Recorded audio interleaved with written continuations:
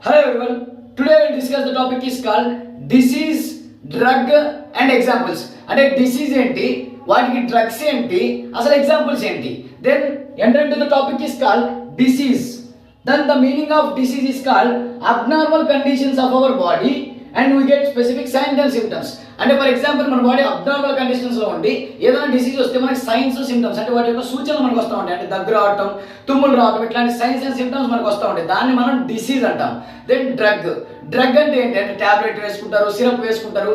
అసలు ఆ డ్రగ్ అంటే ఏంటి అంటే drug any substance that prevent treat symptoms in our body.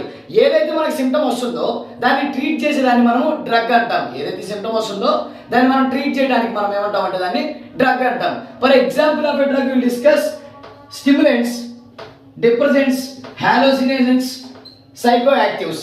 Stimulants and the meaning of stimulants అంటే మనం కాఫీ తాగుతాం, టీ తాగుతాం. Then caffeine is a stimulant. అదేవిధంగా depressants is nothing but alcohols etcetera. ఇట్లాంటి డ్రగ్స్ మనం తీసుకుంటాము. దీన్ని మనము ఎగ్జాంపుల్స్ ఆఫ్ డ్రగ్స్ అంటారు.